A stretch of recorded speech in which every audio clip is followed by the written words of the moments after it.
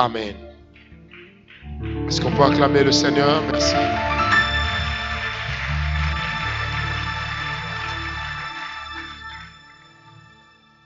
Les éléments qui permettent à l'homme de savoir qu'il est prisonnier. Hier, nous en avons cité 4.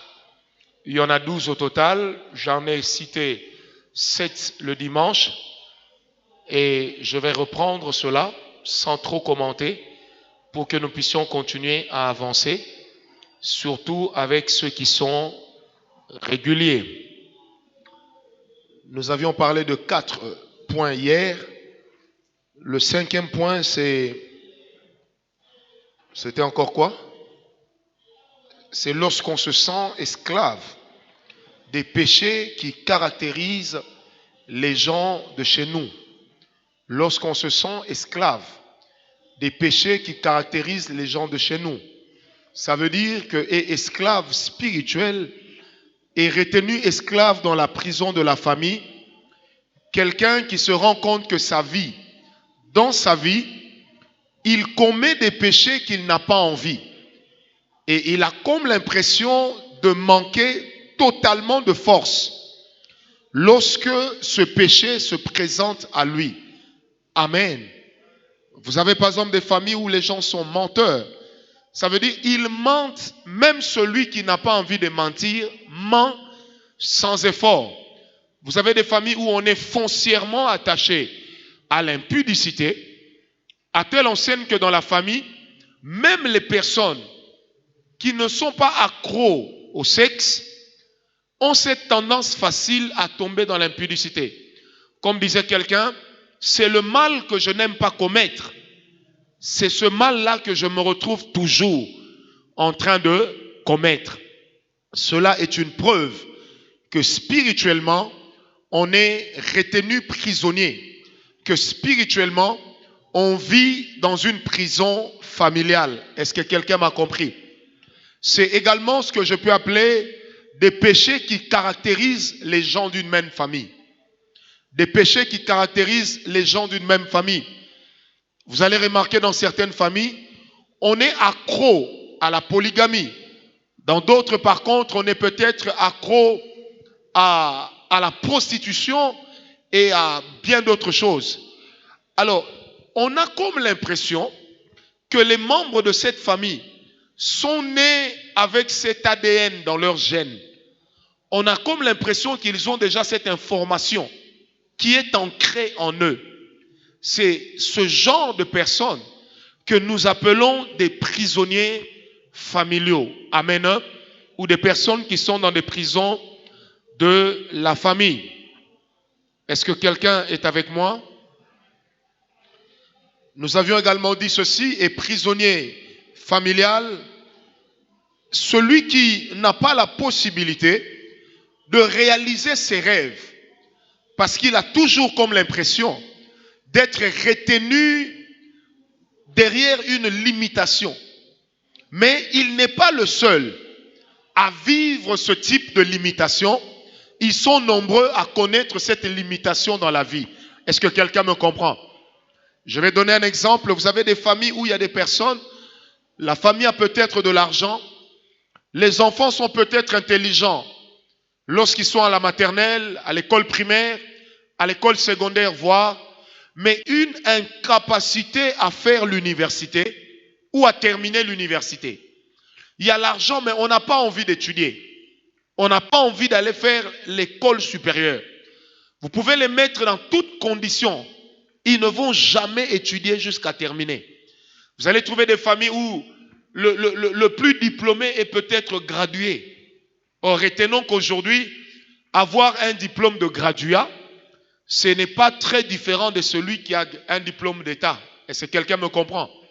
Parce que si hier, ça valait exactement 3 ans post-secondaire, aujourd'hui, on se rend compte que d'abord, le graduat n'existe plus nulle part. Et ensuite, c'est un diplôme qui n'a plus de valeur. Est-ce qu'on me comprend? C'est comme ça que, par exemple, les universités ne forment pas des gradués. Ne sortent pas des gradués, mais les licenciés. Surtout lorsque ce sont des chercheurs. Est-ce qu'on m'a compris? Alors, vous avez des familles comme ça où on est limité dans les études. Vous allez voir des familles, on a grandi en Europe. On vit en Europe. Mais posez-leur seulement la question, quel diplôme vous avez? Ils ont toujours des petits diplômes d'école professionnelle. Non, moi j'ai fait une année d'informatique après le secondaire. Moi j'ai pas terminé le secondaire. Et vous allez voir dans ce genre de famille, des gens ne peuvent pas aller loin. Pourquoi? Parce que quelque part, ils sont limités par quelque chose. Vous allez voir des familles où il y a des personnes qui se donnent à une vie de commerce. Mais leur commerce demeurera toujours un petit commerce. Or, la Bible dit, et la Bible est claire, que je bénirai ton champ. Et je bénirai, le fruit de ton champ. Des personnes qui payent les dîmes, qui amènent leurs offrandes, mais qui ne peuvent pas évoluer dans la vie. Des personnes qui, dans la famille, l'aîné est peut-être pousse-pousseur, le deuxième est peut-être portier quelque part. Bref, des personnes qui sont limitées dans tout ce qu'elles font et dans tout ce qu'elles sont. Est-ce que quelqu'un est avec moi? Et des familles également, vous trouvez des gens qui ont peut-être tous terminé l'université, mais une incapacité à décrocher un bon boulot, une incapacité à connaître une promotion, même quand ils sont au travail. Un frère m'a dit un jour, il dit, prophète, imagine-toi que mon chef, tous les dossiers pour lesquels il a connu des promotions dans la vie, c'est moi qui ai traité ces dossiers. Mais comment ça se fait que je n'arrive pas, moi, à monter? J'ai le même salaire depuis 10 ans.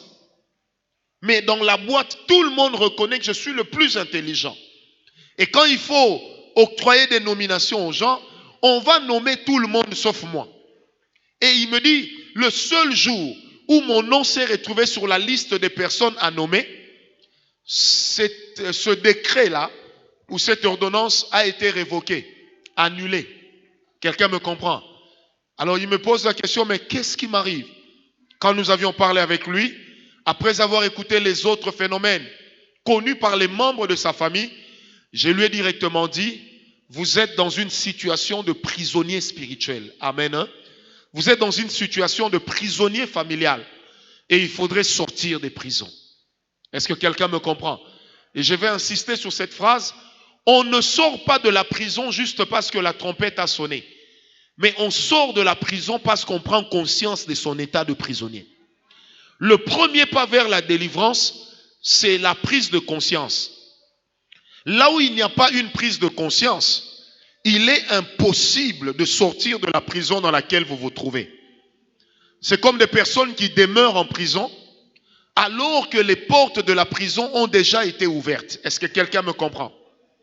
Une autre caractéristique des prisonniers familiaux ou des personnes qui vivent dans les prisons de la famille, c'est lorsque vous remarquez que votre vie est identique à plus d'un membre de votre famille. Ça veut dire non seulement vous connaissez les mêmes limites, mais vous connaissez le même parcours. C'est une preuve que vous êtes déjà dans une prison familiale. Une autre remarque encore, c'est qui montre qu'on est dans la prison familiale, c'est lorsque la vie que vous menez est en train de rejoindre la vie de celui duquel on vous a donné le nom. Quelqu'un m'a compris? Ça veut dire dans nos familles, on a l'habitude d'attribuer un nom à quelqu'un. On en parlera beaucoup plus loin. Et des fois, les noms qu'on donne aux enfants sont des noms qui ont appartenu à nos frères, à nos sœurs, à nos oncles, à nos tantes, sans peut-être en connaître la signification, ou même après avoir connu la signification, qui est peut-être bonne. On remarque que certaines personnes auxquelles on donne les noms des membres de famille, commencent à reproduire la vie de ces gens-là. Amen.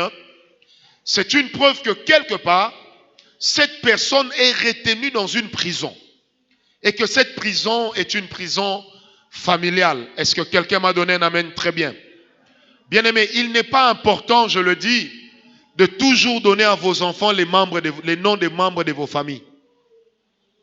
Quand nous allons parler de la prison du nom, vous allez comprendre pourquoi est-ce que je suis en train de le dire. Amen. Autre chose encore qui caractérise les prisons de la famille, c'est lorsque dans la famille nous avons des maladies qui commencent à caractériser les membres de notre famille. Des maladies pour lesquelles ou par lesquelles on peut dire, telle est de cette famille-là. Dans cette famille, tout le monde souffre d'un problème de céphalée. Et personne n'y échappe. Vous avez des familles où à 19 ans, tout le monde souffre d'un peu de folie. Et après, ça va. J'ai rencontré une sœur quelque part un jour qui me racontait, son père est mort à la veille de ses 50 ans. Et son père avait 5 frères. Tous sont morts à la veille de leurs 50 ans. Et en priant, nous avons compris que c'était une prison familiale. Et partant de cette histoire, je me suis inspiré pour parler dans une famille. Et le papa de cette famille avait 49 ans à l'époque. Il me dit, moi aussi dans ma famille, tous mes frères sont morts avant 50 ans révolus. Et ce jour-là, quand nous avions prié pour lui devant sa famille, devant les enfants, vous savez, c'est un monsieur qui était né en Europe, qui a grandi en Europe.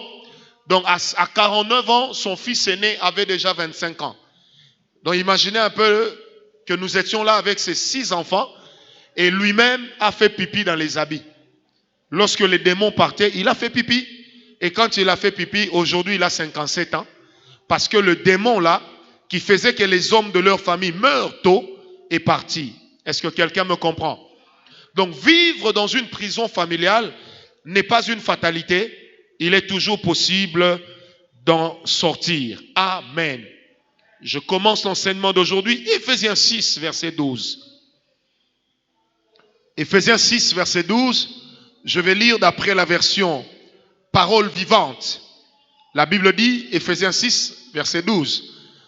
La version Parole vivante d'Alfred Quen. La Bible dit ceci. Car ce n'est pas seulement de notre combat à nous qu'il s'agit. Nous n'avons pas à lutter uniquement contre notre nature terrestre. Ça veut dire contre notre nature terrestre aussi. Amen. Ni contre des simples ennemis mortels, mais contre les puissances occultes, contre une organisation spirituelle satanique, contre des dictateurs invisibles qui, dans les ténèbres, veulent contrôler et régir notre monde, contre la légion des esprits démoniaques dans les sphères surnaturelles, véritable agent du quartier général du mal. Amen. Je reprends cette version, car ce n'est pas seulement de notre combat à nous qu'il s'agit. Nous n'avons pas à lutter uniquement contre notre nature terrestre, ni contre des simples ennemis mortels, mais contre les puissances occultes, contre une organisation spirituelle satanique, contre des dictateurs invisibles qui, dans les ténèbres, veulent contrôler et régir notre monde, contre la légion des esprits démoniaques dans les sphères surnaturelles, véritable agent du quartier général du mal. Est-ce qu'on peut applaudir la parole du Seigneur? Alléluia. Ça veut dire que la réalité du combat spirituel se passe comme dans une guerre. Il y a un quartier général et à partir du quartier général, on commence à déployer des éléments contre vous. Donc à partir du quartier général de Satan, on commence à déléguer des démons pour venir combattre votre vie. C'est ça la réalité que Paul est en train de présenter du monde spirituel. Amen. Amen. Deuxième point de notre enseignement sur les prisons familiales, l'origine des prisons familiales. Quelle est l'origine des prisons familiales? Quelle est l'origine des prisons familiales? Quelle est l'origine des prisons familiales? Comment est-ce que les prisons familiales fonctionnent?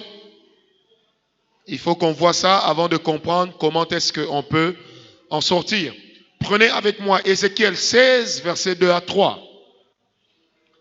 Ézéchiel 16, verset 2 à 3. Je lis pour nous tous.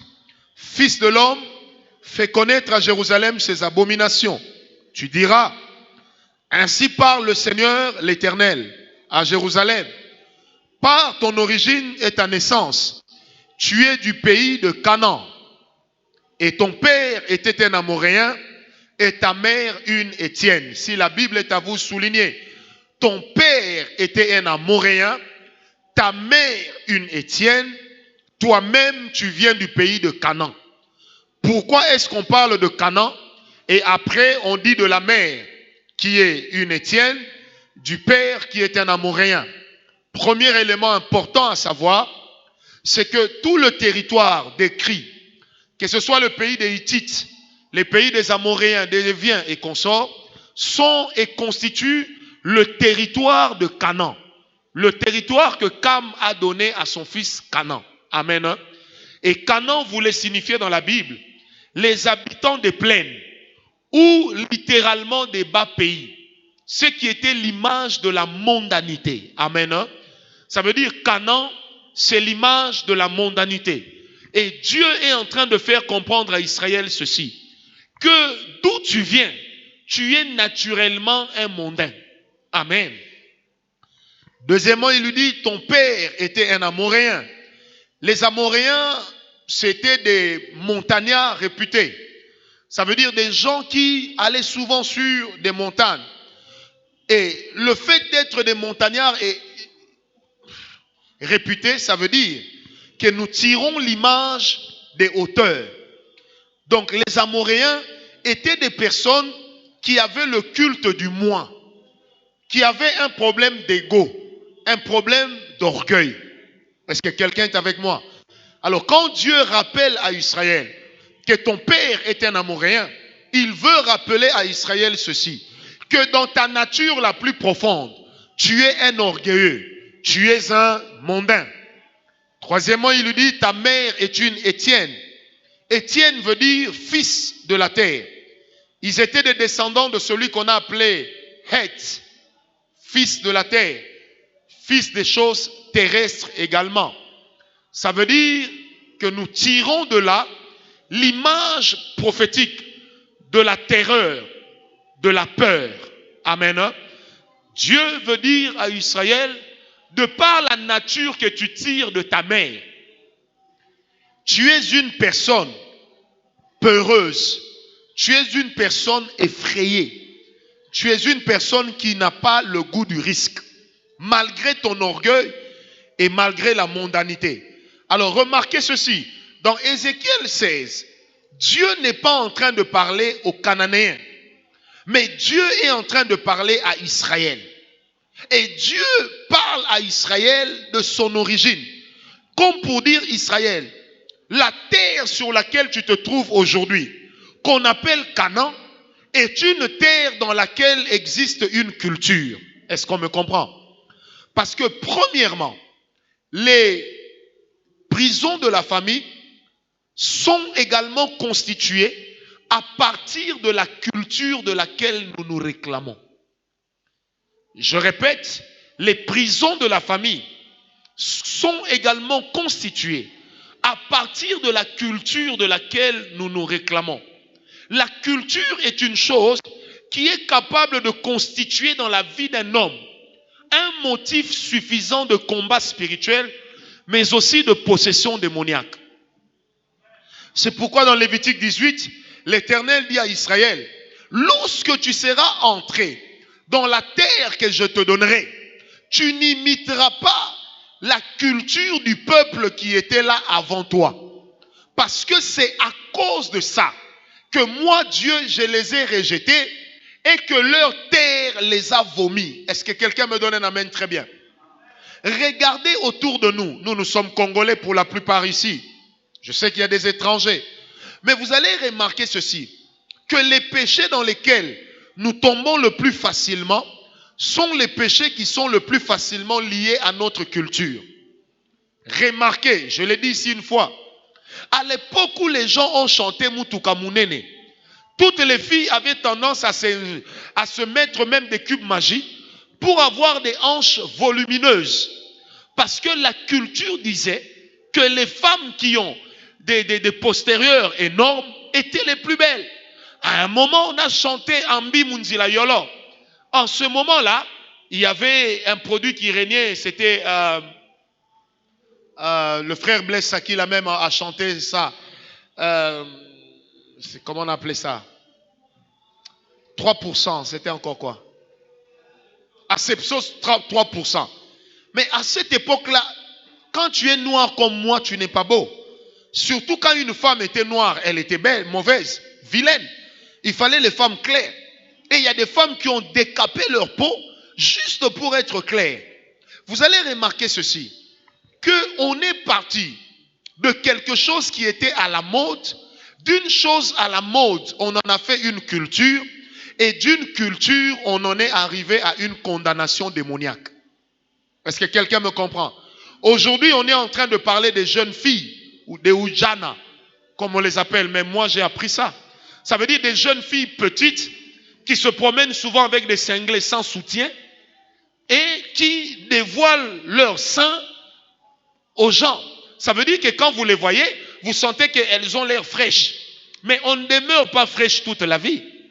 Alors la culture actuellement, c'est laquelle? C'est la tendance pour les papas comme nous à courir derrière des jeunes filles de 14 ans, de 13 ans, parce qu'on prétend qu'elles sont fraîches. Alors ce qui est étonnant, c'est que ces choses font rire même les enfants de Dieu, alors qu'en réalité, c'est tout un esprit impur qui est en train de faire son entrée dans notre culture. Et remarquez, la culture, pour montrer son point démoniaque, elle revient toujours sur elle-même. À l'époque, on a chanté les, comment on les appelait, les gnognons, les petites filles. On les a chantées, elles sont passées, mais aujourd'hui, avec l'expression Ujana, on revient encore sur les mêmes petites filles dont ces musiciens-là avaient chanté. Est-ce qu'on me comprend? Quelque part, ça devient une prison dans laquelle on se retrouve. Et si ça continue, vous allez remarquer que même des femmes mariées, des mamans, vont aller se faire couper les seins pour avoir la forme des seins des petites filles. Pourquoi? Parce que quelque part, ça deviendra comme une prison. On aura comme l'impression de ne pas vivre lorsqu'on est différent. Mais j'aimerais dire à quelqu'un, la grandeur de Dieu s'exprime par notre différence. Parce que le Dieu que nous prions, il est le Dieu de la diversité. On ne peut pas avoir tous le même corps. On ne peut pas avoir tous le même message. On ne peut pas avoir tous le même timbre vocal. Mais Dieu est glorifié parce que nous sommes différents les uns des autres, mais au service d'un même Dieu. Est-ce que quelqu'un m'a donné un amen très bien? Alléluia. Dis à ton voisin, c'est une prison. C'est pourquoi, bien-aimé, il est très important de veiller sur ces choses lorsque ça commence à toquer à nos portes.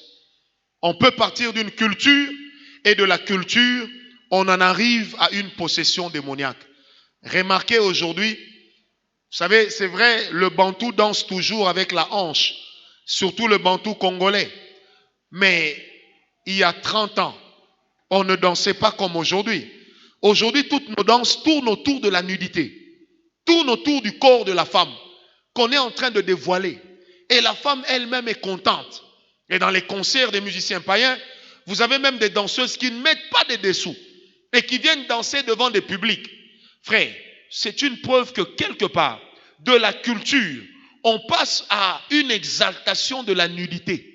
Et de l'exaltation de la nudité, très malignement, est en train de commencer à opérer un esprit d'impudicité. Et cet esprit d'impudicité devient culturel. Il commence même à devenir normal. Est-ce que quelqu'un me comprend? Les choses qu'on disait autrefois en faisant la fine bouche, aujourd'hui on est en train de le dire à haute voix, même devant les gens. Une fois je passais quelque part, j'ai entendu un jeune homme qui appelait une jeune fille. Il lui dit, petite, viens ici. La fille est en train de bouder. Et il dit comme ça, à haute voix, il dit, petite, moi je t'appelle tu boudes, attends, quand je t'aurai, tu vas regretter d'être né. Parce que la manière dont je vais coucher avec toi, ça sera terrible. Frère, c'est des choses il y a 30 ans. Les gens pouvaient le penser, mais ça restait en eux. Est-ce qu'on me comprend? Et je ne vous parle pas de quelque chose qui s'est passé parce que j'étais là assis, mais ça s'est passé pendant que je ne faisais que passer.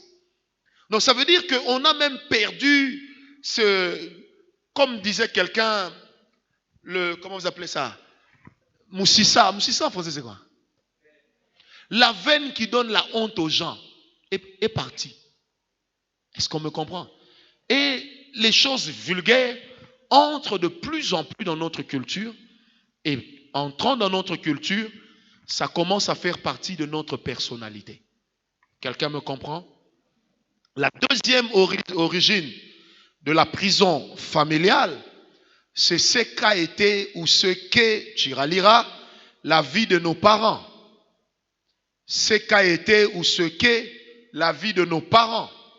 C'est une prison, une porte de la prison familiale importante. Bien-aimés, lorsque vous voulez vous marier à quelqu'un, apprenez aussi à en savoir plus sur ses parents. Parce que l'histoire future de notre vie, lorsqu'elle est bernée ou elle est ancrée dans des réclamations spirituelles, on a tendance à reproduire ce qu'on a vu. Il y a 3 semaines, ici même à l'église, je disais, la vie que les parents mènent ou ont eu à mener, c'est parmi les choses qu'il faut combattre dans nos vies, même lorsque nous ne les avons pas encore manifestées. C'est pourquoi, bien-aimé, ne passe pas seulement ton temps à dire ce que papa a fait n'est pas correct, ce que papa a fait n'est pas correct, parce que tu as beaucoup de chances de reproduire ce que papa a fait. Pourquoi? Parce que papa est un modèle, est une référence. Papa est un repère même inconscient. Et c'est le genre de repère qui s'impose à votre personnalité sans que vous ne puissiez vous en rendre compte. Amen. C'est pourquoi, bien aimé, il est important, lorsque nous marchons avec Dieu, lorsque nous voulons réussir avec Dieu, de connaître également quelle est la vie de nos parents. Comment nos parents se sont comportés. Papa a fait des enfants avec 4 femmes. L'aîné a fait des enfants avec 3 femmes. Le deuxième fait des enfants avec 5 femmes. Et toi, tu es le 3e. Tu feras des enfants avec combien de femmes? Est-ce que quelqu'un me comprend? Je connais une famille, le jour de la dot de leur sœur aînée, rien que les membres de la famille, ils avaient déjà totalisé à peu près 206 personnes. Parce que le papa lui-même a fait 91 enfants. Son fils aîné qui était général, lui, il avait 86 enfants. Vous imaginez? Prenez déjà les 2, ça leur fait à eux 2 à peu près 164 enfants. Maintenant, les 2 autres petits frères ont complété pour faire 206. Et c'est au moment où le cadet avait encore 6 ans.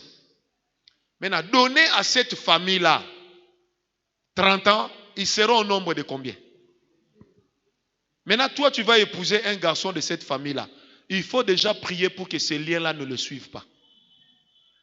Sinon, tu penseras que tu es seul et que tes enfants sont les seuls existants, alors qu'ils ont beaucoup de frères et sœurs. Et dans ce genre d'histoire, ils ne sortent qu'au jour du deuil. Quelqu'un m'a donné un amen très bien. C'est pourquoi connaître la vie de ses parents, c'est également connaître le danger spirituel qui nous guette. Je vais donner ici mon propre exemple, mon propre témoignage. Quand nous devions nous marier avec mon épouse, il y a 12 ans de cela, le Seigneur nous avait donné les moyens, l'argent pour nous marier facilement. Facilement. On n'a pas fait de demande à qui que ce soit pour dire envoie-moi ceci, aide-moi. Non, là je reconnais Dieu a travaillé de lui-même. Amen. J'ai vu comment les gens m'offraient de l'argent sans savoir que j'allais me marier.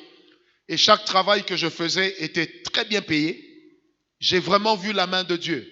Mais quand nous étions en train d'entamer la dernière ligne droite de notre vie de fiancés, l'Esprit de Dieu nous dira, entrez maintenant en prière pour chercher à connaître quels sont les liens qui sont les vôtres. J'ai dit, Seigneur, mais non, moi je suis quand même un prophète, un oint, ordonné.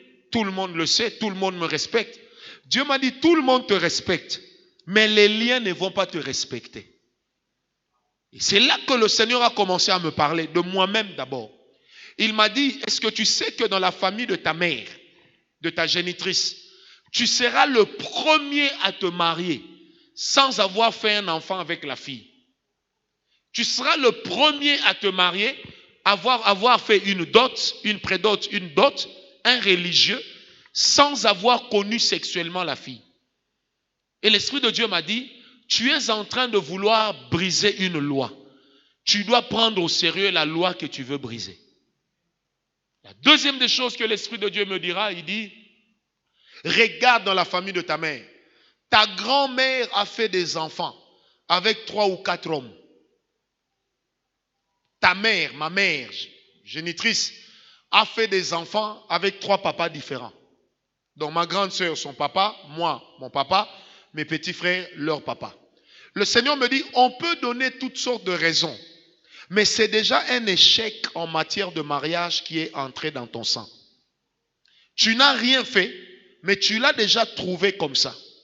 Et là, l'Esprit de Dieu va me dire, tu dois prier sérieusement pour que cette chose ne puisse pas se reproduire en toi. On a prié, on a pris 3 jours de jeûne et prière, ma fiancée et moi, mais nous ne sommes pas arrêtés là. Après, nous sommes allés voir notre parrain qui était aussi un homme de Dieu. Nous avons élevé un autel. Parce que les prophéties qu'on venait nous donner, non, on vous a vu marier, mais vous n'êtes restés qu'une année ensemble. Les choses n'ont pas marché. On a pris les choses. Vous savez, des fois, nous nous retrouvons dans des liens, dans des prisons, parce que nous refusons de voir la réalité en face. Nous avons l'habitude de penser que toute chose dans la vie se règle par la déclaration de foi. Non, moi c'est fini, non, moi je suis différent, moi je ne suis pas mon père. Non, il y a aussi des actes qu'il faut poser. Et il y a des prières qu'il faut apprendre à faire. Pour que vous ne soyez pas soumis à la même loi que eux. Et si aujourd'hui vous faites ce qu'il faut pour vous en tirer, priez aussi et sachez que demain vous deviendrez parents. Et les liens de famille peuvent sauter une génération pour se retrouver dans une autre génération, dans la génération qui vient après celle qui l'a suivie. Est-ce qu'on me comprend? C'est comme ça que les victoires définitives dans les combats spirituels des prisons de famille ne reposent que sur la valeur des sacrifices et des autels. Parce que les autels et les sacrifices que nous y apportons ont une valeur forte. N'oubliez jamais que selon la Bible, il n'y a pas d'alliance sans autel. J'en parlerai plus tard. Quelqu'un m'a compris. Même moi, Ngawala, qui vous parle, frère, hier encore quand on priait, j'étais en train de poser la question à Dieu à la fin ici du culte. J'ai dit, Seigneur, dis-moi, quel autel je dois encore élever pour mes enfants? Quel autel je dois encore élever pour ma fille aînée? Parce que c'est mon aîné. Quelqu'un me comprend? Bien-aimé, retenez-le très bien et j'insiste. Les victoires spirituelles, il y a possibilité de les rendre définitives. Mais la chose qui rend les victoires spirituelles définitives, c'est qu'il y ait un autel qui parle à Dieu pour nous. Et que cet autel-là ne se taise ni nuit ni le jour. Mais que son parfum brûle continuellement devant Dieu. Ça veut dire, mes amis, que même quand moi j'aurai oublié, même quand moi je n'existerai plus, mon autel continuera à brûler pour que mes enfants ne soient pas soumis à la loi de leurs grands-parents. Et pour que leurs enfants ne soient pas soumis à la loi de leurs arrière-grands-parents, mais que tous soient soumis à la loi de Dieu. J'élèverai des autels jusqu'au jour où Dieu me dira, pour ce domaine tu peux arrêter parce que j'ai écrit une nouvelle loi dans vos cœurs. Est-ce que quelqu'un me comprend?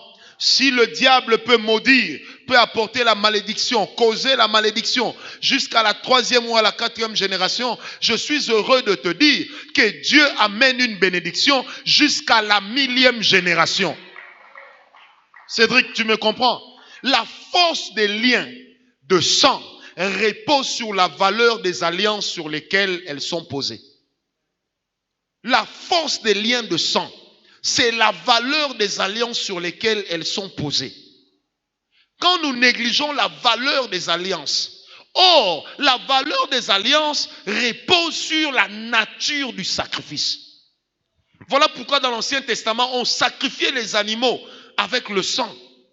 Et dans Exode 12, quand Dieu est en train d'instituer la Pâque en Israël, qu'est-ce qu'il dit? Il dit, vous allez tuer l'agneau, vous prendrez de son sang, vous mettrez sur le linteau. Vous savez pourquoi Dieu n'a pas donné cette instruction devant les Égyptiens? Parce que si les Égyptiens avaient fait cela, eux aussi allaient échapper à l'ange de mort. Il n'y a pas de salut sans le sang. Or, nous sommes couverts par le sang de qui? De Jésus. Nous avons une alliance qui est éternelle, qui nous amènera au salut. Mais qu'est-ce que nous faisons? Nous bâtissons maintenant des autels pour avoir des alliances terrestres qui ne nous gèrent que le temps de notre vie sur terre. Parce que retiens bien, tu peux être chrétien mais pauvre. Tu peux être chrétien mais malheureux. Ton bonheur sur terre n'a rien à voir avec le christianisme. ton bonheur sur terre a tout à voir avec la compréhension des secrets. C'est pourquoi dans Ephésiens 1, verset 3, la Bible dit, nous sommes bénis de toutes sortes de bénédictions spirituelles dans les lieux célestes en Christ Jésus. Mais toi, tel que tu es assis là, tu n'es pas assis au ciel, tu es assis sur terre. Une bénédiction qui est au ciel, il y a des mouvements spirituels qui sont capables de prendre cette bénédiction au ciel et de la manifester sur terre, parmi lesquels nous avons le cordon d'Abraham. Et le grand secret d'Abraham, c'était quoi? Dis avec moi, les autels. Non, dis-le bien avec moi, les autels. Abraham a eu l'intelligence que les gens de son époque n'avaient pas. Il a élevé des autels, il a purifié ceux qui sont sortis de lui. Au point qu'aujourd'hui, même en théologie et en eschatologie, quand on parle du livre de l'Apocalypse, la confusion demeure entre Israël et l'Église. On a comme l'impression que Dieu donne la même valeur à Israël qu'il est en train de le donner à l'Église. Et certains événements que des eschatologues attribuent aujourd'hui à l'Église sont des événements qui ne concernent qu'Israël. Mais pourtant, Israël est devenu l'horloge de Dieu parce que son jugement est différent des jugements des autres nations. Et la Bible dit, même lorsque l'Antichrist, les armées de Satan, auront envahi la terre promise et qu'ils auront causé des morts, la synagogue de l'Éternel ne sera pas touchée. Quelqu'un me comprend? C'est pour dire, mes amis, que le lien de sang est fort. Le lien de sang a une voix. Le lien de sang ne tarit pas avec le temps. Au contraire, il s'amplifie. Qui m'a donné un amen bien? La troisième porte des prisons familiales, là je reviens déjà sur une partie de l'explication, ce sont les rituels qui existent dans nos familles. Les rituels qui existent dans nos familles. Vous savez, les rituels, c'est un langage purement mystérieux. Les rituels, c'est également un langage purement occulte. Parce qu'avec notre Dieu, nous n'avons plus de rituels. Jésus lui-même ayant tout accompli à la croix. Mais il y a dans nos familles, il y a des rituels, des choses que nous négligeons. Qu'est-ce que les gens font dans nos familles pour se marier? Il faut connaître. Qu'est-ce que les gens font dans nos familles pour être riches? Il faut savoir. Vous allez dans certaines familles, la richesse ou la fortune, elle est cyclique. Entre les membres nés d'un même père, elle est cyclique. Ça veut dire, si cette fois-ci, c'est Mandiangou qui réussit, la prochaine fois, ça sera Diakese et ses enfants. Après, ça sera Manzunga et ses enfants. Je donne juste des noms qui me passent comme ça. Est-ce qu'on me comprend? Et chez les Bakongo, on va même jusqu'à parler des Kodia. On parle d'un Kodia, on parle d'un Tsedi, on parle des histoires comme ça. Chez les gens d'Ibandou, on va vous parler de mon Kakoswa. Ça veut dire on vous donne la chance de réussir. Et quand vous allez vous montez vers le Kisangani et même surtout vers le Maniema, on vous parle de Kimbirikiti. Comme pour dire que quand le Kimbirikiti est avec vous, c'est un esprit qui va vous donner la richesse, la productivité, tout ira bien pour vous. Bien aimé, j'aimerais dire très bien, le rituel est quelque chose sur lequel il faut avoir les yeux.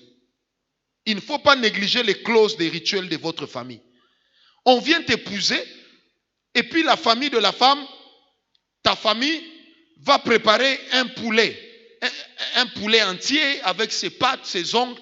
Et puis on vous dit, ça là, il faut manger ça et il n'y a que le mari qui doit le manger. Et puis vous êtes là, c'est la coutume de chez nous. Non frère, ce n'est pas la coutume de chez vous, c'est ça un rituel. On vient t'épouser et puis ta mère ou ta tante, ton oncle qui fait comment on appelle ça, le kinzonzi, va dire, voilà chez nous, Nyongalibal et Silakate. Traduit en français par, même après le mariage, il y a toujours une dette qui persiste. Quand je me mariais, je suis allé voir ma belle-mère avant. J'ai dit, maman, est-ce que vous estimez que la lettre de la dot que vous m'avez donnée est suffisante? Elle m'a dit oui. Il n'y en a pas une autre.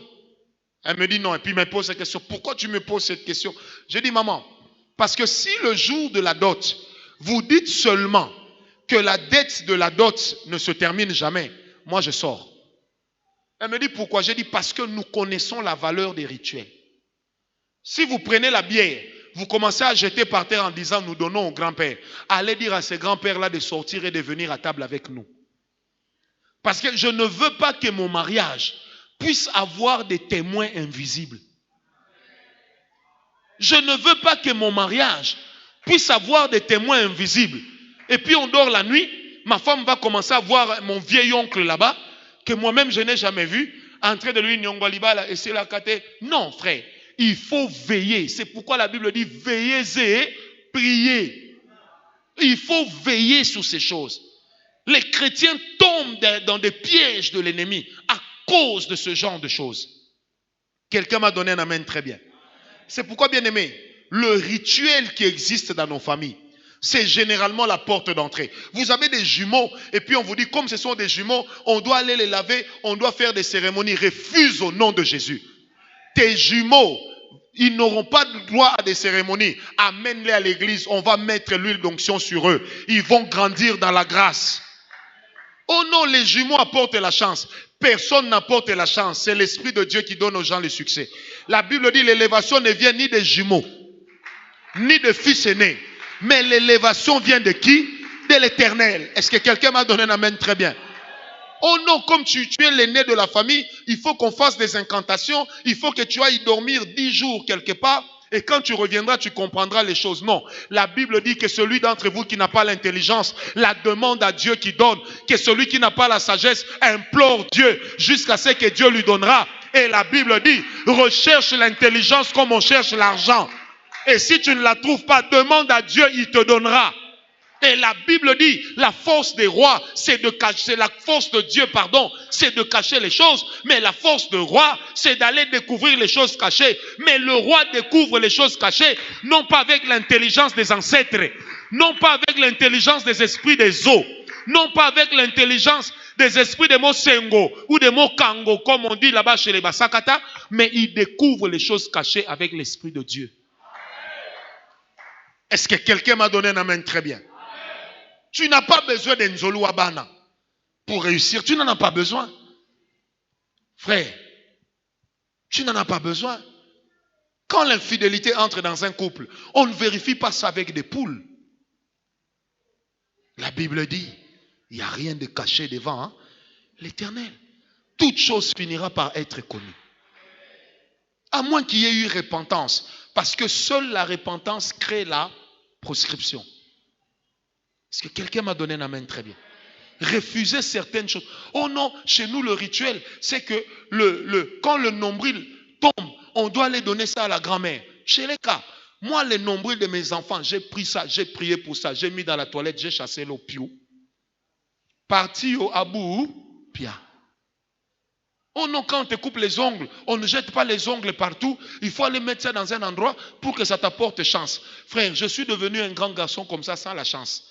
Je suis devenu ce que je suis par la grâce. Ma propre famille ne pensait pas que je deviendrais ce que je suis. Donc je ne suis pas ce que je suis par ma famille. Je suis ce que je suis parce que je suis d'abord le fruit de la grâce. Rituel, maniagne. Il faut laisser ça. Est-ce que quelqu'un m'a compris? Et ces choses, même les chrétiens commencent à y participer. Non, on va faire le chibaou ou encore on va faire le chibindi. Comme ça, on saura des choses qui se cachent. Non, frère, non. Dieu est fidèle. Il est celui qui a dit dans la Bible, invoque-moi, je te répondrai. Je te montrerai les choses cachées. Je te dirai des choses que tu ignores. Cela est écrit dans la Bible, frère. Je n'ai pas besoin d'aller prendre du poulet, de faire des choses. Non, je l'invoquerai. Il me répondra. Oh non, mon chéri, pour que notre amour dure, allons au fleuve. Vous allez au fleuve, vous parlez à une pierre, vous jetez la pierre dans l'eau, et puis vous dites, voilà, attendons un peu. C'est afin que notre union dure à toujours. Et puis le binon va boyo. Une fille est venue me voir avec son fiancé. Son fiancé lui a dit, si nous ne voyons pas le prophète, on ne va pas se marier. Qu'est-ce qui s'est passé? Quand je lui parle, l'Esprit de Dieu me parle, je commence à lui décrire une scène. J'ai dit, je suis en train de te voir, mademoiselle. Il est minuit. C'est la pleine lune. Et vous avez fait un cercle. Tu t'es retrouvé là avec un garçon vous tenant main dans la main. Tu as versé un peu de sang, lui aussi. Ensuite, il a bu ton sang, tu as bu son sang. Et tu as dit, amour, amour pour la vie. J'ai dit, ça fait aujourd'hui 5 ans que vous n'êtes plus ensemble. Ce garçon s'est même marié. Mais dans tes rêves, ce garçon revient toujours. Vrai ou faux? Elle me dit vrai. J'ai dit, pourquoi vous aviez fait ça? Elle dit, non, on avait vu ça à la télévision, on s'était dit, c'est ça l'amour. J'ai dit, non, c'est pas ça l'amour, c'est ça la mort. Le problème entre l'amour et la mort, il n'y a qu'une seule différence, c'est U. Mais dans la consonance, c'est pareil. Quelqu'un m'a compris. Frère, faites attention. Et on a eu une délivrance qui a duré longtemps. On a transpiré, sans offrande aussi, pour une bêtise des 2 jeunes gens. Quelqu'un m'a donné un amen. Jure-moi que tu ne me quitteras jamais. Jure-moi, jure-moi, jure-moi que tu ne me quitteras jamais. Frère, même l'homme avait dit à Dieu que je ne mangerai pas le fruit comme tu me l'as dit, mais il a mangé. La Bible dit, le cœur de l'homme est tortueux par-dessus tout. Tortueux veut dire instable. Quelqu'un m'a donné un amen bien. Faites attention avec ces rituels, bon sang. Faites attention avec ces rituels, Parce que derrière chaque rituel, il y a toujours une activité d'un esprit. Oh!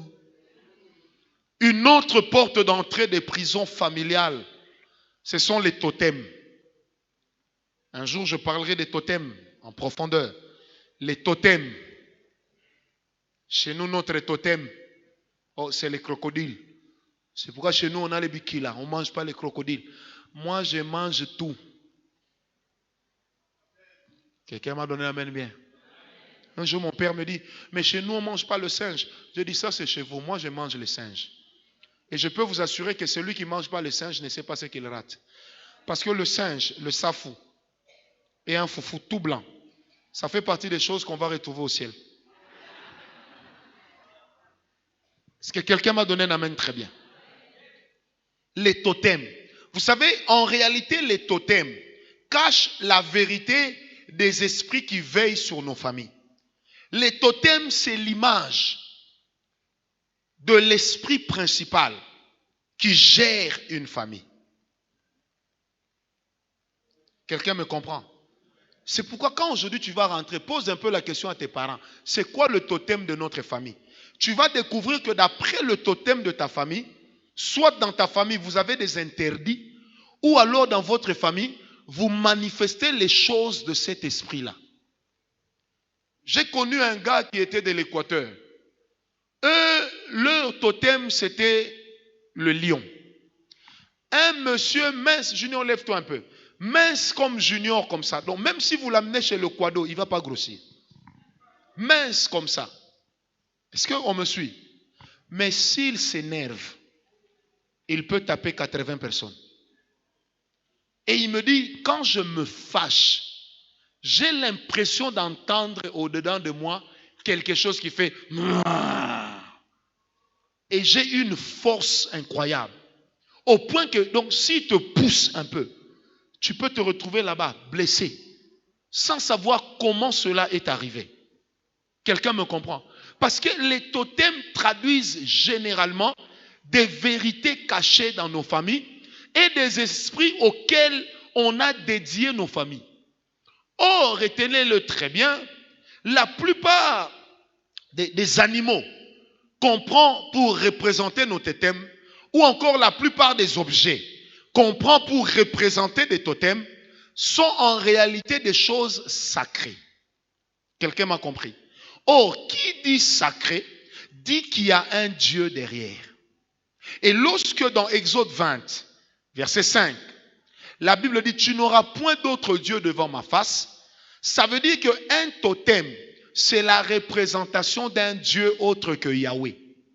C'est pourquoi Yahweh lui-même dit, tu ne te feras point de représentation de ce qui est au ciel, point d'image de ce qui est caché. Dieu dit, tu ne te feras point d'image, parce que Dieu n'est pas un totem. Est-ce qu'on me comprend? Si Dieu l'interdit intentionnellement à Israël, c'est parce que Dieu sait que derrière des totems, derrière ces choses, se cache toujours une activité spirituelle. Prenons un exemple concret. Lorsque l'homme était en train de bâtir la tour de Babel, j'ai entendu un prédicateur dire, Dieu était jaloux de l'unité des hommes. Non. Dieu était plutôt exaspéré, choqué que l'homme se soit uni pour aller adorer le Dieu soleil.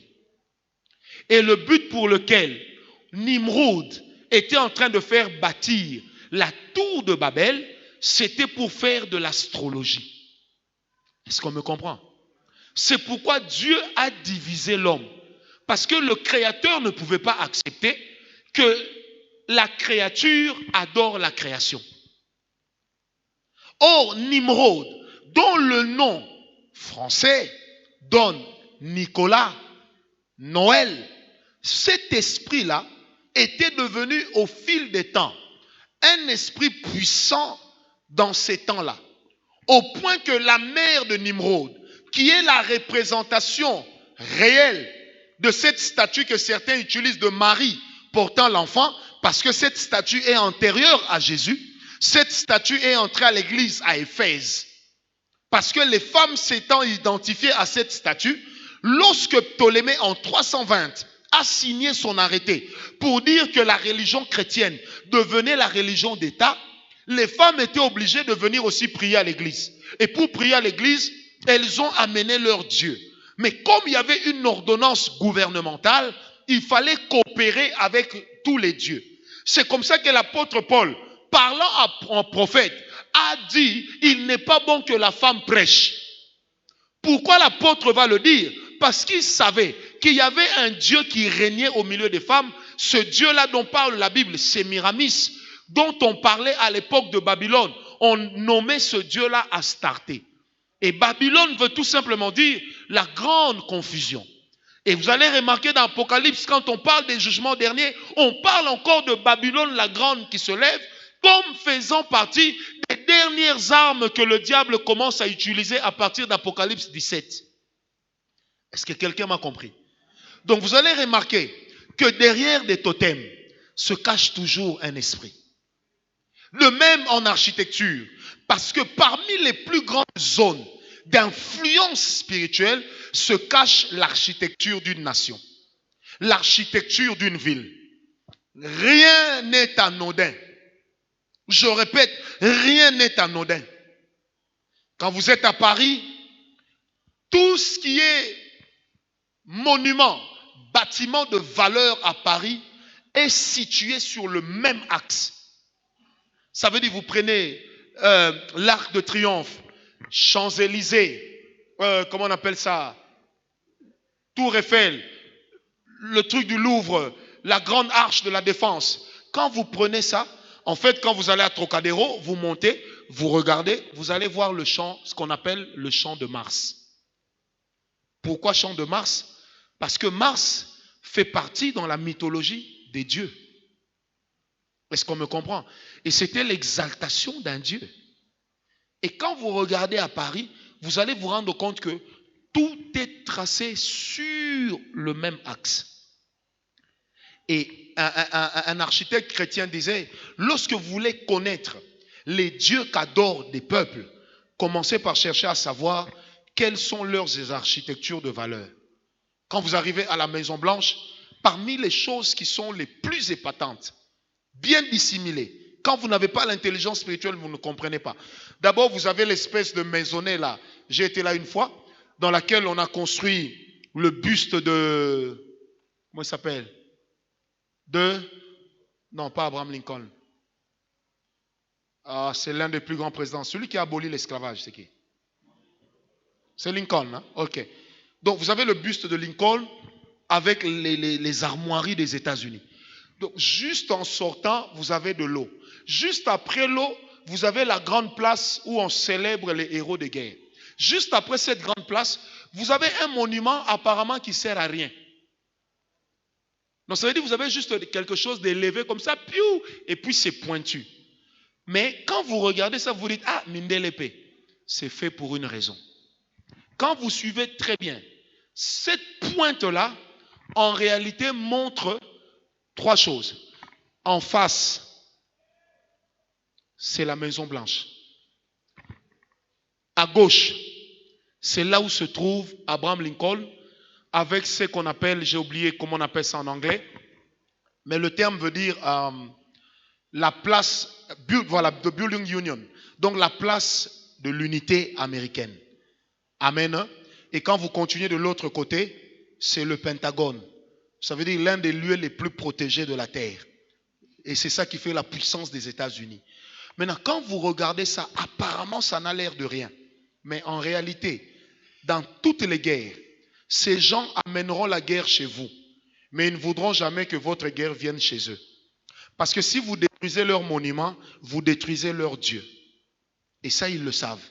Alors, ils protègent leur Dieu. Si en Afrique, on protège la RTNC pour protéger le pouvoir, on protège les palais du peuple pour protéger le pouvoir, ailleurs, on protège non pas des individus, non pas un pouvoir, mais on croit et on sait que le pouvoir étant spirituel, on le protège en faisant quoi? En protégeant les monuments symboliques. Et c'est là qu'on trouve les dieux que les peuples adorent. Et c'est comme ça que quand vous arrivez, vous voyez ce monument-là, on vous dit clairement que ce monument a été construit à l'époque de Benjamin Franklin. Or, qui était Benjamin Franklin? Avant la Révolution américaine, Benjamin Franklin était ambassadeur en France. Et Benjamin Franklin parlait français couramment. Et Benjamin Franklin fait partie des plus grands francs-maçons, bien que fils de pasteur. Et George Washington, qui a fait que les États-Unis puissent avoir une constitution chrétienne, était en réalité lui-même un franc-maçon. Or, parmi les choses que la franc-maçonnerie élève le plus, se cache l'astrologie. Or, l'un des grands symboles de l'astrologie, c'est d'adorer le Dieu soleil. Quelqu'un me comprend? Et quand le petit Macron a pris le pouvoir, il a prononcé son discours devant le Louvre. Et qu'est-ce que le Louvre représentait derrière lui? La pyramide. Mais quel est le point le plus choquant de la pyramide? C'est le sommet. Et que fait le sommet de la pyramide? L'astrologie. C'est pourquoi dans les sciences occultes, il n'y a pas une science occulte qui soit élevée plus que l'égyptologie. C'est pourquoi vous allez remarquer que les plus grands scientifiques sont sortis de l'Égypte ou ont été en Égypte. Quelqu'un me comprend? Même quand on vous parle de théorème de Pythagore, en fait, ce sont des calculs qu'il a fait partant de la construction de quoi? Des pyramides. Et les architectes ne me contrediront pas. Parmi les choses les plus terribles, parmi les mystères les plus élevés de la terre, en termes de construction, rien ne dépasse la pyramide.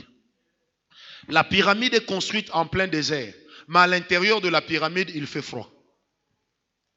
Et on se pose la question, comment en ce temps-là, où il n'y avait pas de grues comme aujourd'hui, où l'architecture n'était pas évoluée comme aujourd'hui, mais comment ils ont pu faire un monument pareil? Aucune science du monde à ce jour n'a déjà su construire une pyramide identique à l'ancienne pyramide.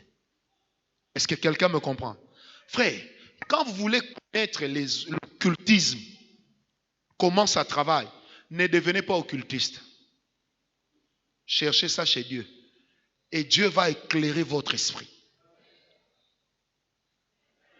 Pourquoi est-ce que la colonne centrale de la basilique Saint-Pierre de Rome est venue d'où? De l'Égypte. Pourquoi les Français ont voulu récupérer à tout prix le corps de Toutankhamon? Et j'ai écouté un Français qui disait, il dit, lorsque nous avons ramené le corps de Toutankhamon à Paris, les drapeaux étaient en berne. Et on escortait le cercueil de Toutankhamon par des motards. Et il y avait le drapeau de l'Égypte qui flottait. Et le président français dira, la France vient de recevoir le plus grand roi de l'histoire. Mais vous savez quel a été leur étonnement? Quand ils ont ouvert le cercueil, ils ont commencé à analyser le corps. Toutankhamon était un noir. Deuxième surprise, ce petit garçon-là n'avait pas plus de 18 ans. Alors l'un des Français dira, l'intelligence avec laquelle il a dirigé l'Égypte certainement ne venait que du Karman. Or, c'est quoi le Karman égyptien? Si je suis le père et que je meurs, mon fils qui me remplace, il ne me remplace que de la coquille. Mais en réalité, l'esprit avec lequel il dirige, c'est mon esprit. Et c'est comme ça qu'on parlait des dynasties. Et les Européens vont vous parler de la dynastie norvégienne, carolingienne. On va vous parler de toutes sortes de dynasties. Et là, nous sommes là, au lieu d'étudier Roi Makoko, on reconnaît tout ça. Est-ce que quelqu'un me comprend? Mais en réalité, qu'est-ce qu'ils font? Ils sont en train de vanter leur Dieu. Et parmi les choses que les livres de l'histoire ne disent pas, vous savez, pour mettre fin à une dynastie en Égypte, il fallait que lorsque le roi meurt et qu'on l'enterre, il fallait attendre un certain nombre de jours avant de choisir un nouveau roi. On savait qui devait être le roi, mais on ne le mettait pas encore sur le trône. Mais pendant ce temps, on gardait la pyramide ouverte. Et il y avait des gardes devant la pyramide qui ne dormaient ni nuit ni jour. Et on dit mystérieusement, entre 40 ou 120 jours après l'enterrement du roi, il y avait un taureau qui venait toujours du désert. Sans qu'on ne comprenne d'où il venait, il fonçait tout droit vers la pyramide.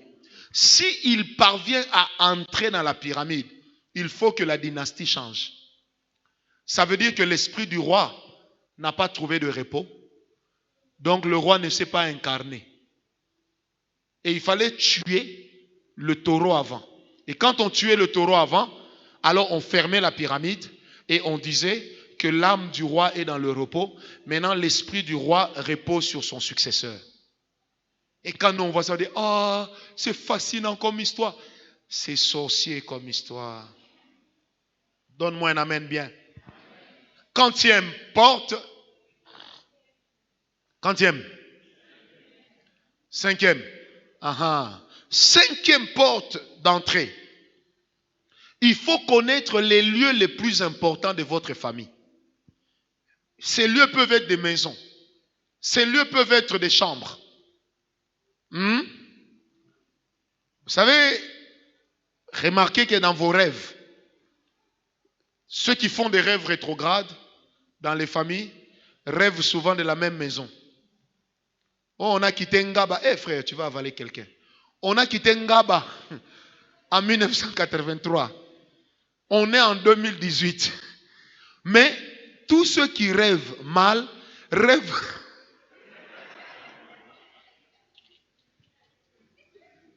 Tu m'as déconcentré. Rêvent toujours de cette maison-là. Est-ce que quelqu'un m'a donné la main bien? Ils rêvent toujours qu'ils se retrouvent dans cette maison-là. Bien-aimés, les maisons dans lesquelles vous rêvez toujours retourner, alors que vous n'y habitez plus, il faut détruire leur force dans vos prières. Ces lieux-là constituent les prisons de la famille. C'est comme ça que certaines familles, quand vous voulez épouser un membre de leur famille, on vous dira non, nous chez nous, on doit toujours aller vous doter chez la tante là, à où? À Gisenso. Donc des fois pour y arriver, ça vous demande vraiment de... Mais on vous dit, tant qu'on ne va pas là-bas, pas de dot. Et puis toi tu es là comme ça, c'est toujours comme ça dans ta famille. Ne pleure pas, prie. Tunapika maombi. Pleurs là n'a jamais résolu le problème des gens. Il faut prier. Oh non, nous, si on veut doter, on doit toujours aller chez la tante. Même quand la tante est morte et qu'on veut doter les gens, il faut toujours aller à la maison où la tante habitait. Mon papa et ma maman, ou mon maman et ma papa, ne minimisez jamais les choses qui deviennent un point d'attachement pour la famille. Même Dieu parle toujours de la montagne de Sion. Est-ce qu'on me comprend? La Bible dit ceci. Lorsqu'on a interdit aux Israélites de continuer à prier, on l'a fait parce qu'on voulait contraindre Daniel à abandonner son Dieu. La Bible dit, mais quand le soir arriva, Daniel ouvrit les fenêtres de sa chambre, qui donnaient vers où? Vers la Jérusalem. Et il se mit à prier. Or, à Jérusalem aujourd'hui, tout donne vers la montagne de Sion, les monts des Oliviers. C'est pour dire que même dans les religions, il y a des lieux sacrés. Les musulmans ont leur lieu sacré. Les catholiques ont leur lieu sacré. C'est la basilique Saint-Pierre de Rome. Nous avons nos lieux sacrés. Vous savez c'est où? Entre en toi-même. Ferme la porte. Pika maombi. Il va descendre. Donc chacun de nous, dans le monde surtout occulte, on a des lieux sacrés. Et ces lieux sacrés-là, pourquoi on les appelle sacrés? Parce qu'en réalité, ce sont des lieux de rencontre entre des hommes et des dieux.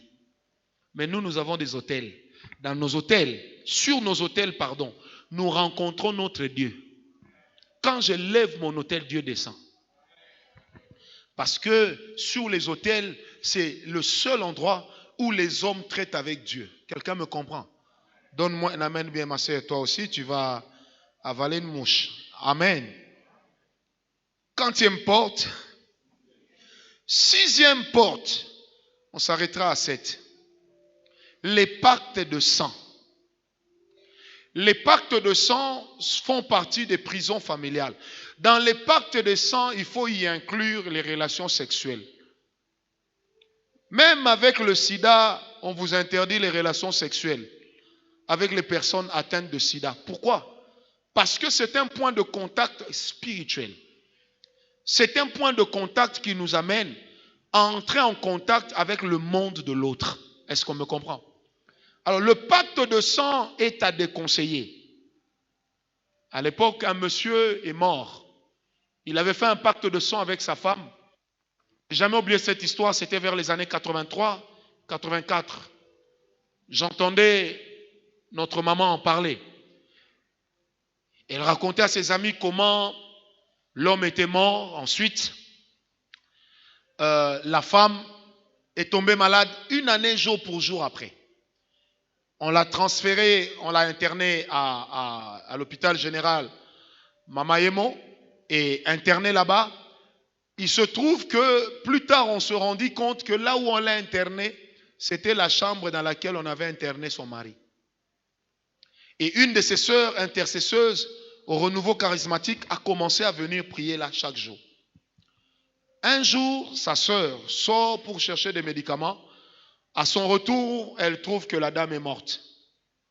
Et l'infirmière qui dit, ah, mais elle est morte, mais où est l'homme qui était ici?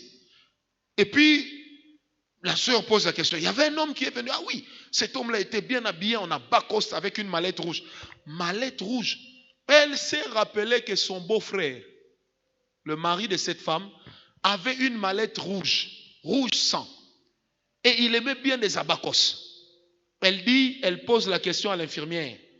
Mais il est parti par où? Ah non, il est parti par là, on me dit. Quand elle court, elle arrive sur le couloir, elle voit de loin son beau-frère, mort il y a une année, en train de sortir de l'hôpital. Le temps de rattraper le beau-frère, quand il est sorti, là, on a déclaré le décès. Donc, il est venu prendre sa sœur, sa femme. Pourquoi? Parce qu'entre les deux, il y avait eu un pacte de sang. Quelqu'un m'a compris? C'est pourquoi les relations sexuelles ne sont autorisées que dans le cadre du mariage, mais avec Dieu. Parce que quand vous vous unissez sanguinement, consanguinement avec quelqu'un, vous êtes en train de partager des actifs et des passifs. Sa vie peut devenir ta vie. Je peux même aller plus loin. Sa sorcellerie peut devenir ta sorcellerie. Et si tu as un esprit fort, vous aurez du mal à vous entendre. Quelqu'un m'a donné un amen très bien. Il y a des gens qui ont développé des fois des maladies bizarres. Bizarres, pire que le sida. Ils souffrent pire que le sida. Pire que le cancer. Pourquoi? À cause d'une relation sexuelle d'un jour. C'est comme si cet homme lui a volé sa vie. Comme si cette femme lui a volé sa vigueur. Comme si cette femme lui a volé son identité. Comment ça arrive? Parce que les pactes de sang introduisent les hommes dans des liens, dans des prisons de famille. Alors, maintenant, je vais bien illustrer ça. Tu as déjà la prison de chez vous. Tu vas encore entrer dans la prison de l'autre. Tu es doublement prisonnier. Ndolo et Makala, Angenga, mis ensemble. Même quand il y a eu prison break à Makala, pas à Angenga. Ni à Luzumu. Parce que même si tu fouilles, il n'y a pas où aller. C'est comme quelqu'un qui s'échapperait de la prison d'Alcatraz. On dit que la prison était très gardée, mais au même moment pas trop gardée. Parce qu'on savait que les prisonniers, même s'ils retrouvent la liberté, il va aller où? Impossible de traverser la mer. Parce que, il y avait des requins et il y avait toutes sortes d'animaux dangereux. Donc, on n'avait pas besoin de vous pourchasser quand vous fuyez. C'est comme ça que certaines personnes spirituellement se retrouvent. Donc, il a un pied à Luzumu, deuxième pied à Ngenga. Donc, toi, tes problèmes-là ne suffisent pas, mais tu veux aussi compléter les problèmes d'un autre. Ça, c'est pas la sorcellerie. C'est pourquoi il y a des gens qui sont des auto-sorciers. Ils travaillent à leur propre destruction. Et puis il est là toujours dans gang, dans prêtre, dans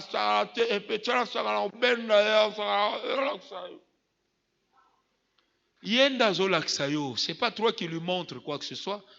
C'est l'autre qui est en train de te prendre. C'est pourquoi, bien aimé, la Bible dit, ne vous mettez pas avec qui? Aïe. Sous un joug. Ne vous mettez pas avec qui? Hein? Tu dis Sephora. Avec qui? Il y a des étudiants qui disent avec qui? Étudiante. Non, toi, tu n'es même pas étudiante. Si on était dans d'autres églises, on t'appellerait pasteur, tu as fini libé. Ne vous mettez pas avec qui, maman Kegbia? Tu as oublié? Non, il faut dire je ne connais pas. Ne vous mettez pas avec qui sous un joug d'iniquité. Est-ce qu'on me comprend? Parce que le joug de l'iniquité crée un environnement favorable à l'envoûtement ou à l'ensorcellement de quelqu'un. Et si tu m'as donné un amen bien. C'est pourquoi dimanche au grand jeûne, quand j'ai parlé sur les incompatibilités spirituelles dans les couples, j'ai insisté pour dire, il ne faut pas vous marier à n'importe qui. Il faut connaître la racine spirituelle des gens. Tu vas épouser, oh, il est trop beau, oh, il me fait craquer. Il va tellement te faire craquer que même ceux qui ne craquent pas finira par craquer. Tu vas devenir comme Biscuit Quick. Septième et dernier point, septième porte. Est-ce que quelqu'un m'a donné un amen bien? Septième porte d'entrée des prisons familiales, c'est ce que j'appelle le nom. Dans le nom, j'aimerais dire trois choses. Le mauvais nom, je répète, le mauvais nom, le nom de la mauvaise personne et le nom du mauvais événement. Je répète, le nom de la mauvaise personne. On te donne le nom d'un membre de la famille, Soulard. Je donne juste un exemple comme ça. Oh, toi aujourd'hui tu vas s'appeler Edouard Richard Kancha. Nzoka Kancha na famille Mouta.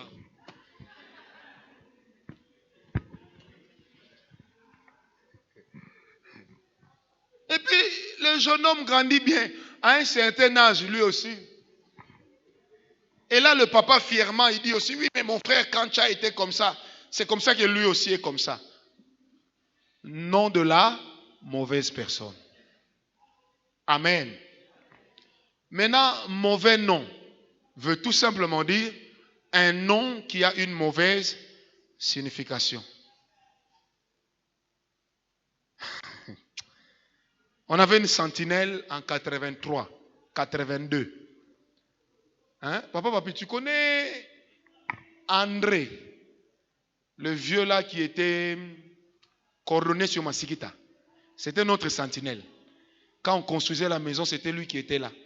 Ce gars-là ressemblait à Michael Jackson quand il change dans Pile.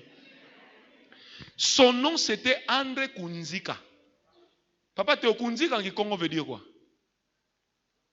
Hein? Kunzika, ça veut dire quoi Kunzika? Hier, quelqu'un me l'a expliqué. Ça veut dire? Pardon? Donc, Kunzika. Quelqu'un qu'on a déjà, ce vieux-là, je ne sais pas s'il vit encore, il n'avait ni femme, ni enfant. Dans la vie, il n'avait personne pour le plairer. Et il passait son temps, quand il n'est pas en train de coudre, il est en train de lire sa Bible, les témoins de Jéhovah. Quel nom? Kunzika. J'ai connu aussi quelqu'un qui s'appelait Nzalampangi. En quiconque, sérieux, en quiconque, ça veut dire, donc celui qui a l'envie d'avoir des membres de famille. Mais maintenant, le sens littéraire veut dire que personne ne veut de lui. Maintenant, ce genre d'homme, il est obligé de faire quoi? De quémander l'amour familial. Effectivement, ce monsieur s'occupait de tout le monde dans la famille parce qu'il avait peur d'être rejeté. Amen. Vous avez également des noms tels que Mampachi. Ou encore quelqu'un, j'ai entendu aussi un nom qui m'a choqué un jour. Ça reviendra. Amen. Hein? Ça, c'est des noms qui ont des mauvaises significations dans la vie. Et quand vous aimez votre enfant, vous ne pouvez pas lui donner ce nom-là. Aoulouala. C'est pas normal. J'ai connu quelqu'un qui s'appelait Futumuka. Futumuka veut tout simplement dire que le mort revienne à la vie. Et vous prenez le nom de Futumuka, vous allez donner ça à votre enfant. Après, vous vous étonnez qu'il commence à manifester la vie de votre arrière-arrière-grand-père. Et puis votre papa qui dit, ah, il me rappelle mon grand-père. Hein? Ils ont le même comportement de Futumuka. C'est quelqu'un me comprend. Et troisièmement, il y a les noms de mauvais événements ou de mauvaises circonstances. N'oubliez pas, j'en parlerai. C'est que dans nos familles, les noms qu'on donnait aux enfants, c'était aussi pour rappeler certains événements de la famille. Pour rappeler des fois le nom du village. Un village de sorciers, où les gens ne sont pas évolués. Et puis vous prenez le nom de ce village-là, vous allez donner ça à Jérémie. Est-ce que quelqu'un me comprend? Donc il y a des villages comme ça où les gens n'évoluent pas. Je ne sais pas, par exemple, si moi, chez moi, si au Bandundu, il y a un coin évolué, il n'y en a pas. Au Bandundu, il n'y a pas de coin évolué. Même pas au Kassai. Parce qu'ils voulaient se frapper la poitrine. Kassai, Bandundu, Kisangani, Équateur. Ce n'est pas évolué. Les gens sont tellement pauvres qu'à l'Équateur, ils ont préféré la bralima à la snelle. Mobutu leur pose la question, bralima to snelle. Bralima. Juste pour prendre la bière et passer ce temps. Maintenant, la bière là, ils vont la prendre chaude, hein, parce qu'il n'y a pas de courant. Quelqu'un me comprend? Donc il y a des noms qui rappellent des mauvais événements. Et des fois, c'est des événements qu'on donne aux enfants. Dans le Bandundu, vous avez des enfants qu'on appelle Nsele. Nsele ou Nsele veut tout simplement dire l'enfant qui est né en sortant par les pieds. Les Bakongo appellent ces enfants Nsunda. Chez les Bantandu, on dit des Nsunda. Il est né par les pieds. Donc c'est d'abord les pieds qui sont sortis avant. Et puis on dit, ah, c'est le nom qu'on doit lui donner. Frère, j'aimerais dire à quelqu'un, les noms que nous donnons à nos enfants, c'est l'avenir que nous sommes en train de leur créer. Est-ce que quelqu'un m'a compris? Quand tu rentres, pose un peu la question à ton oncle ou à ta mère. Quand vous m'avez donné ce nom, vous pensez à quoi et à qui? Je suis en train de clôturer. On avait un oncle qui s'appelait Matata. Pas Mponio, non, mais Matata. Ce gars-là avait des cheveux comme ça. Moi j'ai vu des gens baser Matata dans la vie. Mais non, ce gars-là était terrible. Une année, mon père était fauché. Alors, il décide de vendre une de ses maisons pour sortir un peu de cette situation. Oh, la maison était occupée par Matata. Hein? Papa Raoul, tu connais Matata, non? C'est notre oncle à nous deux. Lui aussi, c'est notre oncle à nous deux. Il ne faut pas me laisser la charge d'être mon oncle à moi seul. C'est notre oncle à nous deux. Amen. Mon père vend sa maison. Ce gars-là vient à la maison pour menacer papa. Tu n'as pas le droit de vendre cette maison. Pourtant, on lui a même donné quelque chose pour le délocaliser. Mais il se fâche. Et je me rappelle, quand j'entre à la cuisine, j'entends maman dire, en tout cas, ma tata, kombo elandaka solo. Donc, un gars, ma tata, bêtement. Donc, la chose n'est pas à toi. Ma tata en français, c'est quoi? Parce qu'il y a des gens qui nous suivent qui ne comprennent pas le lingala. Ma tata, c'est quoi? Vous parlez français. Matata, c'est quoi? André, matata, c'est quoi? Hein? Non, toi tu dormais pendant le culte, maintenant tu te réveilles pour dire compliqué. Matata c'est quoi? Hein? Problématique. Toi non. On va voter papa, hein? Amen. Donc un gars compliqué, turbulent, pour rien. Donc la chose n'est pas à lui. Et puis ce gars-là, même quand il venait chez nous à la maison, il riait pas. Il avait toujours la mine. Même dans son cercueil, il était comme ça. Je vous dis la vérité. Matata. Est-ce que quelqu'un me comprend? Les noms suivent. Vous allez même remarquer dans l'histoire de la nation, les gens qui ont porté ces noms étaient aussi compliqués. Est-ce que j'ai dit quelque chose? Comment vous allez bancariser un salaire de 20 000 francs? Que Dieu soit béni. Amen. Et les frais de tenue de compte, qui va supporter? J'ai dit quelque chose qu'il ne fallait pas? En tout cas, c'est déjà sorti. Lèvons-nous, on va prier. Alléluia. Est-ce que vous avez été bénis ce soir? J'ai parlé de 7 portes d'entrée des prisons. Maintenant, tu vas t'examiner toi-même. Nous avons encore 10 minutes avant de terminer. La montre là est en avance. Non, je vous dis la vérité. Papa Théo a toujours faim. C'est pourquoi il règle ça mal. Nous allons prier pendant 5 minutes. J'aimerais que tu pries pour toi-même en disant, Seigneur, j'ai besoin que tu interviennes dans ma vie. Si ma vie se retrouve dans une prison, que ce soir même j'en sorte. Tu vas prier en battant les mains s'il faut, mais tu as 5 à 6 minutes pour prier. Prions ensemble au nom de Jésus.